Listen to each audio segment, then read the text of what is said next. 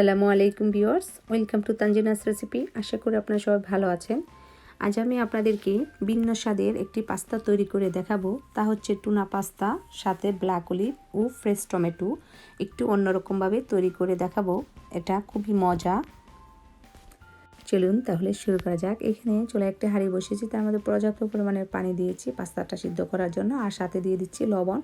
তো এখন পাস্তাগুলো দিয়ে দিচ্ছি, আর পাস্তাটা সিদ্ধতে আমার 10 মিনিট লাগবে। তো এই ফাঁকে আমি পাশে একটা চুলায় প্যান বসিয়েছি, তার মধ্যে পরিমাণ মতো তেল দিয়ে দিচ্ছি, আর দিয়ে দিচ্ছি 3 কোয়া রসুন কুচি করে নিয়েছি, আর 1 টেবিল চামচ পরিমাণের পেঁয়াজ কুচিয়ে নিয়েছি। এটা দিয়ে নেড়ে ছেড়ে নিচ্ছি, আর এখানে টেস্ট স্বাদ অনুযায়ী লবণ দিয়ে দিব। লবণটা দিয়ে তারপর নেড়ে ছেড়ে দিয়ে দিচ্ছি অলিভ। তো অলিভটাকে আমি কুচি করে কেটে নিয়েছি। তারপর দিয়ে দিচ্ছি টমেটো। আমি 4টি মিডিয়াম সাইজের টমেটো নিয়েছি কুচি করে।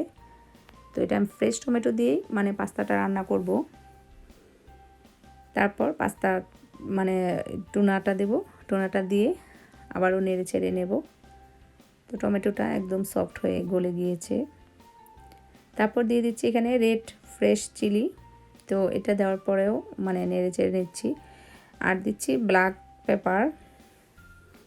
পেপারটা, আর চিলিটা দিলে টেস্টটা একটু ভালো লাগে খেতে।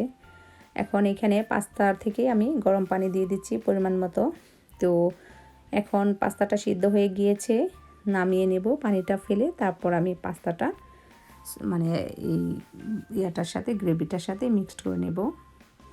এভাবে করে তৈরি করে খেয়ে দেখবেন, খুবই মজা। এটা আমি মাঝে মধ্যে তৈরি করে খাই, আমার কাছে খুবই ভালো লাগে। এখন দিয়ে দিচ্ছি ফ্রেশ পার্সলি। এটা দেওয়ার পরে আরও 2 মিনিট নেড়ে ছেড়ে মিক্সড করে তারপর আমি নামিয়ে নেব। তারপর পরিবেশন করে আপনাদেরকে দেখাচ্ছি।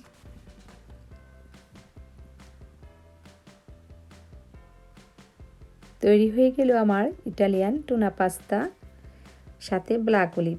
প্রণালীটি যদি আপনাদের ভালো লাগে তাহলে আপনারা ট্রাই করতে পারেন। আমি উপরটায় সামান্য চিজ ছিটিয়ে দিয়েছি এবং সাথে ফ্রেশ টমেটো দিয়ে পরিবেশন করেছি।